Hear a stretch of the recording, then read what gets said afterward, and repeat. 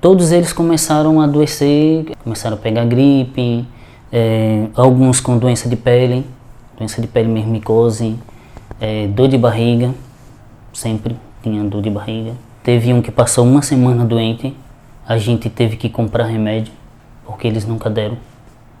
Eu botava 2, outro botava 3, um botava R$5, a gente comprava remédio e dividia entre todo mundo, porque a gente não teve assistência. Mas todo mundo adoeceu, inclusive eu vim até doente de lá pra cá. Passei quase um mês ainda doente.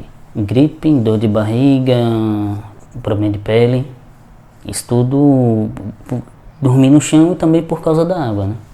Porque a água a gente bebia, a gente fazia comida, a gente tomava banho e era poço. Era uma água de poço e no fundo era um rio que o esgoto caía lá dentro do rio, no fundo. Porque referente essa água lá, que ficava em cima do forro da casa, que era de madeira, ficava o forro lá, a caixa d'água lá dentro, tudinho, geralmente criava besouro, alguma coisa ali, e todo mundo adoeceu. Teve a doença assim, de maltrato na água, de beber tudinho, aí todo mundo ficou sentido ali. É uma violência psicológica também, isso, né? Você sentiu isso? Eu gosto de viajar, eu gosto de trabalhar. Eu fui ano passado, mas eu fui meio com medo. Porque a todo momento eu ficava pensando se o fazendeiro poderia descobrir onde a gente estava e poderia mandar matar a gente ou o que fosse. Então eu estava trabalhando lá, mas sobre esse assunto eu nunca tocava com ninguém lá, porque eu não confio. Então você vai trabalhar, mas você vai trabalhar com medo. Eu sempre vou, mas eu vou pensando no que pode acontecer. Tanto que quando eu vou, eu mando a localização do local onde eu estou para algumas pessoas que eu conheço, porque a gente vai para lá e a gente não sabe o que pode acontecer. A gente não sabe se, o fazendeiro pode ter os dados da gente, pode saber a qualquer momento que a gente está indo, o local que a gente está indo. Assim, você sabe que esse pessoal tem dinheiro, esse pessoal tem conhecimento. Até hoje eu me sinto traumatizado, só não fala de café. Só não fala no café eu fico traumatizado, porque eu me relembro logo de tudo que eu passei lá. Depois da primeira semana eu comecei a dar um jeito de sair. Então eu tinha marcado para sair 3 horas da manhã de lá, já tinha falado com o pessoal tudo, só que alguém do grupo da gente chegou e foi falar, comentar no outro alojamento, onde estava o gerente, que a gente estava fazendo isso. Aí o gerente repassou para o dono da fazenda e o dono da fazenda mandou mensagem avisando que a gente só ia sair de lá depois que pagasse tudo que devia, e se tentar sair ele fechava a entrada da cidade. Aí dia 2 a gente passou o dia todo falando, aí foi que ele disse, olha, se você arranjar 10, eu tô levando um pessoal aí e amanhã, logo cedo, eu pego vocês. Aí foi que eu saí falando, saí chamando dentro do alojamento, dizendo que a gente ia embora, mas de qualquer jeito, eu ia embora, se não fosse naquele dia, eu ia de qualquer jeito, porque eu estava correndo perigo. A qualquer hora poderia acontecer alguma coisa comigo. O povoado era pequeno, era um povoado que só tinha 2 ruas sem entrada e saída, 2 mercearias, cercado por roça, por montanha. Lá quem mandava era a família dele, tudo, mercearia era dele, era da família dele, tudo era dele, na verdade. A cidade mais próxima que tinha, uma parte de lá era ele também, que ele tinha alguns negócios lá. Era praticamente ele que mandava naquela parte toda ali que a gente ficava. Lá onde a gente foi, usava só a peneira. A peneira, e tinha outra equipe lá que trabalhava com as mantas. Você bota as mantas embaixo do pé de café, comprido do lado da outra, tudinho para vir derrubando, aí o trator vai puxando, isso aí. Mas a gente não, a gente foi trabalhar lá, foi com a peneira. A peneira você tem que chegar chegar no pé do café, sair desmatando ele tudinho ali para encher o saco. É um serviço bruto mesmo, porque não é plano, é lugar acidentado, é morro. Tem hora que você vai subindo e você escorrega, você se não segurar no cafezeiro você cai. A gente saía 4h30, 5 horas da manhã.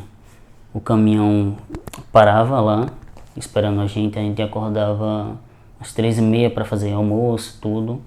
Às vezes, quando demorava um pouquinho o caminhão ia embora, a gente ia a pé para a roça. Qual é a distância do alojamento até a roça? Mais ou menos uns 50 minutos andando. Aí muita gente perdia. José mesmo cansou de perder o transporte, ia de pé. Andava 2, 3 quilômetros de pé para ir para o cafezal.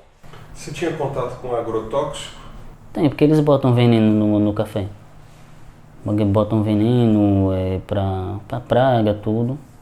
E aquele veneno estava ativo ali enquanto É. você estava trabalhando? Geralmente a gente espirrava muito, por causa que às vezes tinha uns pozinhos que ficavam nas folhas. Algum pó branco, que era da parte do veneno. Quando a gente chegamos lá, esse negócio de agrotóxico, ele já tinha botado já. Ele já tinha botado porque já estava na hora da catação do café e não pode ter com esse produto mais. O que tinha mesmo lá mais era uns moribundos que mordiam a gente da pele. Aí dava febre, dava dor de cabeça, tudo isso aí. O fazendeiro foi lá a primeira vez, falar com todo mundo, explicar como era. Aí essa mulher que levou a gente, ela já começou a dizer que material de trabalho era pago, coisa que eu questionei, porque não existe isso. E o gerente sempre fica olhando o serviço, quem fez bem, quem coisou tudo. Quando um fazia uma coisa errada, ele chamava e mandava refazer o serviço todo. E nisso daí ele levantou o braço. Quando ele levantou o braço, eu vi uma pistola na cintura dele.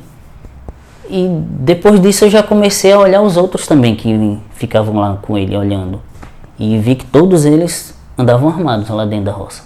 O sobrinho do dono sempre ia lá ficar bebendo com a gente, tudo conversando. Essa mensagem chegou até a gente pelo próprio gerente da fazenda. Ele avisou ao fazendeiro que a gente estava planejando sair e o fazendeiro falou a ele para avisar todo mundo que se a gente saísse de lá, ele ia fechar a cidade. A gente só ia sair de lá quando pagasse tudo. Se não pagasse, ele fecharia a entrada da cidade para a gente não sair. Primeira vez, quando a gente chegou logo lá, teve lá num bar lá, um parente do dono da fazenda chegou e falou: aqui quem manda é a gente. Aí puxou a arma, botou lá na mesa lá, aí disse: aqui, fulano foi preso, meu tio chegou lá, mas da hora mandou tirar ele. Aí que era o gerente. Não, o fazendeiro, quando ele chegou, falou lá, ele disse: o seguinte é esse, eu tô dando o básico que vocês precisam aí para viver, agora tem o seguinte, você está sabendo que você está me devendo. Está me devendo. E se algum daqui sair sem ordem minha, eu vou pegar você aonde for. Quando a gente chegou, era um alojamento bom. Era uma casa que ele tinha acabado de fazer, estava só dando os retoques. Tinha 3 quartos, que ficou quatro pessoas em um quarto, 3 em outras, então era um alojamento bom. Era um alojamento bom, era um local bom, a gente gostou. Só que não era perto do povoado, era longe, era bem dentro da fazenda mesmo. Chegando lá, foi uma coisa bonita. Chegamos lá, a casa que botaram a gente tinha até mármore, tudinho. Passamos 3 dias bom. Depois de 3 dias, fomos pro asilo. Logo cedo, a mulher que levou a gente chegou pra gente e disse: olha, vocês vão ter que sair daqui e ir para outra casa que ele tem lá dentro do povoado. A casa ficava no final da rua, do lado direito. No final da rua, no fundo tinha um riozinho que passava. A gente chegou, logo quando eu cheguei eu já não gostei da frente da casa. Só que eu não falei nada. Aí a mulher foi lá, abriu, quando abriu, Eu já vi que era um chão de madeira, era um chão já podre, a madeira já apodrecendo, marca de parede, de água na parede. E eu cheguei, eu questionei a ela, eu disse, rapaz, é aqui que a gente vai ficar? Ela disse, não, aqui é só por enquanto. Não tinha cama, eu perguntei, ela disse, não, vocês vão dormir no colchonete por enquanto. Depois ele vai trazer cama, só que nunca chegou cama. Tiraram a cama da gente, tiraram tudo que a gente tinha direito de ter, nós passamos a não ter. Porque o banheiro era o único banheiro para várias pessoas, caixa d'água sem zelamento nenhum, tudo negativo lá. A caixa d'água estava parcialmente aberta e muito suja. Quando a federal chegou lá, que eles foram ver, estava acho que mais ou menos um palmo de coisa dentro, limo, essas coisas. Em primeiro lugar, a casa era feita de tábua, o forro. Então, você pisava no forro, o forro subia e descia. Dormitório da gente, o único colchão fino, quando o vento batia, você ficava congelado. O banheiro, todo negativo.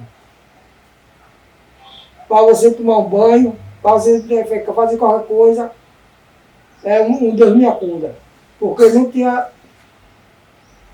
o negócio principal que a gente tem. Uma caixa d'água boa, para poder você ter zelo com aquela água.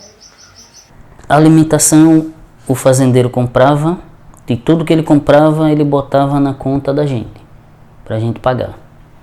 Só que era ovo, salame e salsicha.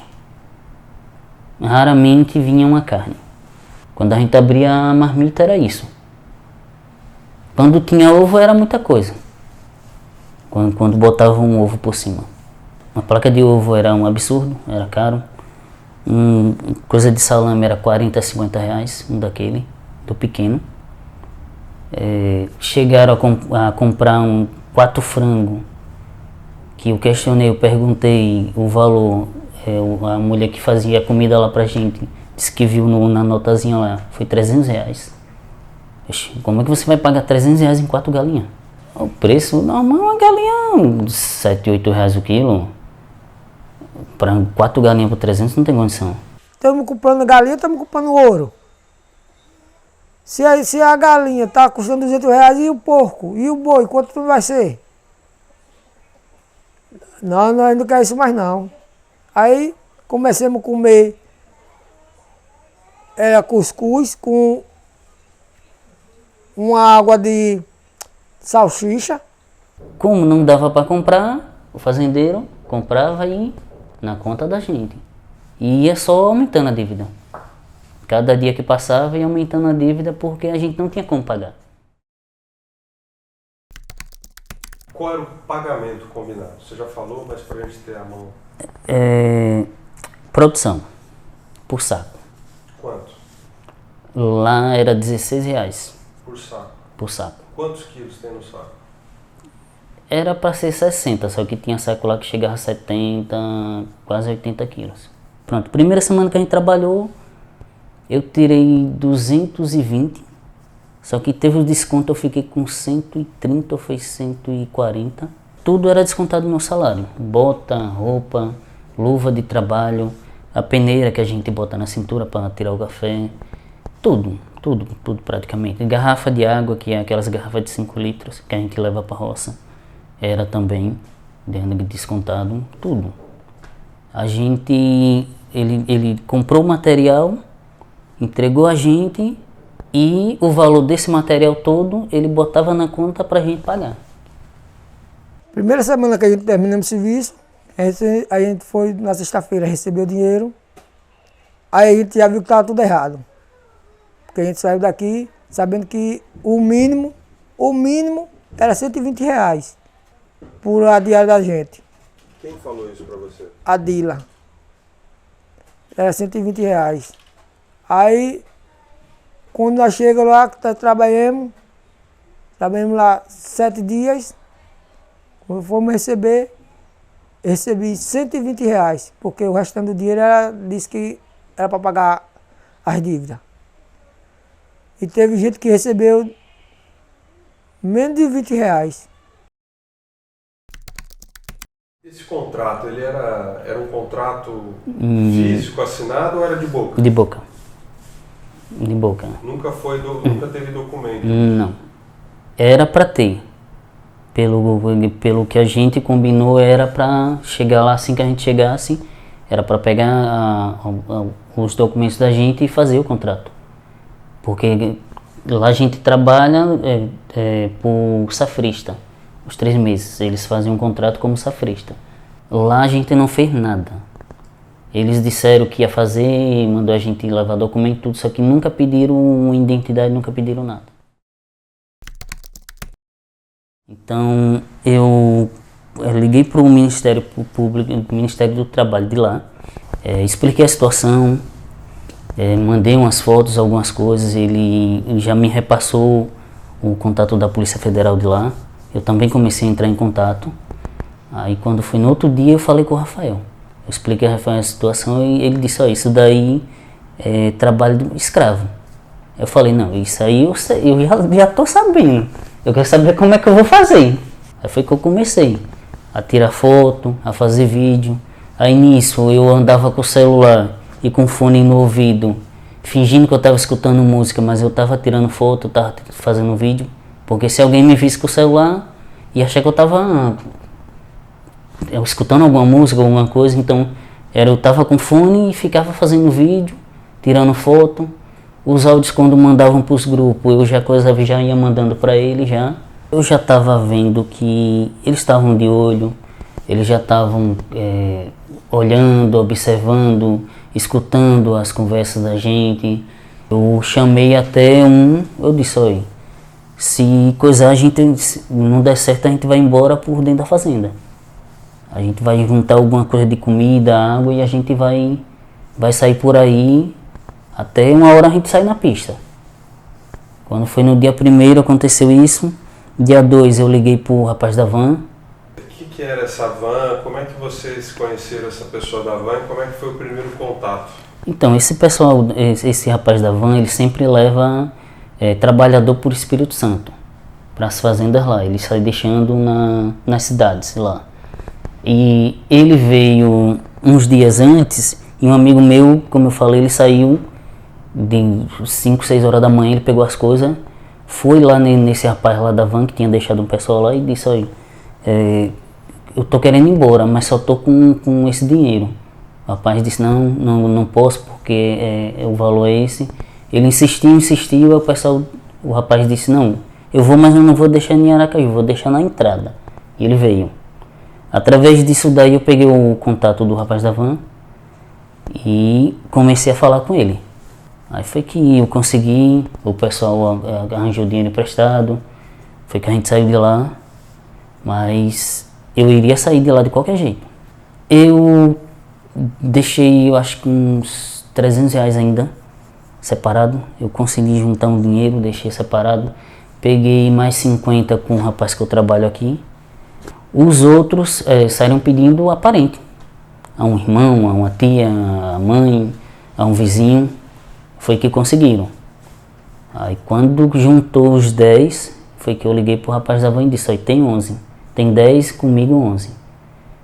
O senhor vai passar? Ele disse, não, amanhã de manhã eu passo. Você tem notícia do que aconteceu com aquelas pessoas que ficaram lá Sim. E foram resgatadas? Sim. A federal chegou lá, então eles foram fragantes, tiveram toda a assistência, hotel, assinaram carteira, fizeram todo o processo. Para eles foi tranquilo. Fala pra gente o que você acha que faltou contigo, ainda mais porque foi você o responsável por ter havido a fiscalização. Isso. Então, na verdade faltou tudo. Porque em momento nenhum eles me procuraram, em momento nenhum eles perguntaram como eu estava. Nada, nenhum momento. Nem o estado de Sergipe, nem o estado do Espírito Santo, ninguém. Recebi R$ 7.000. E E esse dinheiro serviu para quê? Para pagar a dívida que eu fiz para ir para lá. E que você teve que fazer a dívida por quê? Porque eu tinha de levar alguma coisa para lá, tive de levar roupa, tive de levar comida também. Aí então saí, peguei empréstimo aí, peguei R$ 2.000 emprestado, peguei dinheiro emprestado para deixar com a mulher também, para a mulher fazer compra, coisa, pagar botijão de gás, tudo isso aí. Então quando a gente vai olhar, você pega um dinheiro num cara que empresta aqui, você pega R$ 1.000 e paga 1.200. Se você pegar 2.000, você vai pagar 2.400, por aí assim. Aí... Simplesmente, o rapaz falou que como eu saí de lá, eu não tinha direito. Foi isso que um policial me falou, um policial federal, que quando eu liguei pra lá, ele falou, ah, mas você não ficou. Sim. Vai ficar o quê? Pra morrer? Mas eu tava lá. Foi eu que fiz a denúncia. O caso encerrou. Ele não teve nada, pagou a indenização e tudo, então tá tranquilo. O fazendeiro que faz trabalho escravo deveria ser preso. Como é que o cara faz pessoas de escravas e não vai preso? O cara não tem nada. O cara simplesmente paga. Aquele dinheiro que ele pagou de indenização não é nada. Em uma colheita ele tira 10, 20, até 1.000 vezes mais, dependendo do que ele tirar. Quem tem responsabilidade? Todos têm, uns têm mais, outros têm menos? Todos. O primeiro, que é a pessoa que recruta, porque ela está levando gente até do seu próprio estado, sabendo que aquilo dali vai acontecer. Então, é uma das principais, que eu acho que é quem mais tem culpa. Que eu sei que eu estou levando gente para um trabalho escravo. Eu estou ganhando dinheiro sabendo que eu estou levando gente para um trabalho escravo. Gente que é da minha cidade, do meu bairro. Então isso daí é uma pessoa que tem muita culpa. Outro fazendeiro também. Porra, o cara tem dinheiro, o cara ganha muito. O cara numa única colheita ali, ele tira muito dinheiro. O cara não tem necessidade de fazer gente de escravo. Fazer a gente passar pelaquela situação. Não tem condição. Ou gerente de fazenda, o cara está sendo pago para tomar conta de pessoas, para ameaçar pessoas, para intimidar. Ou seja, todos. Em primeiro lugar, eu acho que é a justiça. Porque se a justiça fosse um negócio mais sério, pegasse como pegou esse dono dessa fazenda, fazendo a gente de escravo, tivesse botado ele na cadeia, outros não iam fazer não. Mas o quê? Como eu estou dizendo, a classe teve dinheiro, paga, está solto. E a gente que ficou. Aí é por isso que eu estou dizendo, que a justiça tinha de ser mais firme. Os nossos deputados, eles só olham pro lado deles. Não é pro lado do pobre não. Então nunca vai melhorar não. E o trabalhador brasileiro, num país tão rico, tendo que passar por essa situação? Passa por essa situação, é verdade. Muita humilhação. E quem compra esse café e exporta, você acha que... E essas empresas de fora que compram esse café do Brasil, e essas sim ganham muito mais até que o fazendeiro, né? Você acha que eles têm responsabilidade? Se souberem o que acontece, sim. Se souberem o que está acontecendo durante o período que o café vai chegar até eles, sim. Eu diria para essa pessoa que vai consumir o café, que procure saber a origem, de como foi feito esse café, como foi tirado esse café, porque é algo importante. Tem pessoas envolvidas por trás. Tem muita gente que está lá tirando. Tem muita família que depende daquilo dali. É como se diz, várias mães de família aí, uma hora dessa está fazendo seu café, mas justamente não sabe de onde saiu. E ela nem pense que todos os cafezal é igual, que não é. Muitos trata os trabalhadores com decência. Outros não. Outros só querem ver a nós. Não vão sorrir de nada. Então é como eu estou dizendo. Não posso chegar a afirmar que todos são igual, porque não é. Mas que tem muitos cafezeiros que não vale a pena não. Botar o café desse na mesa da gente não. Para essas pessoas que trabalham na grande multinacional aí, só tenho a dizer uma coisa. Que eles, olha o que eles fazem. Porque, como se diz, comprar o café é fácil. Agora, colher lá que é difícil. E eles têm de olhar para a classe baixa deles. Porque, como se diz, a classe baixa que faz o café chegar na mão deles. E eles não dão valor a isso. Então, para eles nunca vai acontecer nada com eles. Porque eles é classe alta. Porque quando ele chega para vender um café a você, chega dizendo que é um negócio bem feito, tudinho, sim. Mas vá correr atrás para olhar. Corra atrás que você vê aonde está o erro. Aí vocês podem tentar ajeitar. É cobrar deles para eles poderem fazer o negócio correto. Fazer o negócio correto é o quê? É fichar as pessoas, é dar direito o que as pessoas têm. Aí ele vai e compra café desses caras aí. Porque se ele comprar o café do cara que faz isso, ele está ajudando. Está dando a oportunidade para o cara fichar mais outras pessoas. Mas pegar as pessoas, enganar as pessoas, fazer as pessoas de escravo, eu acho que isso daí não é de acordo para ninguém não, velho.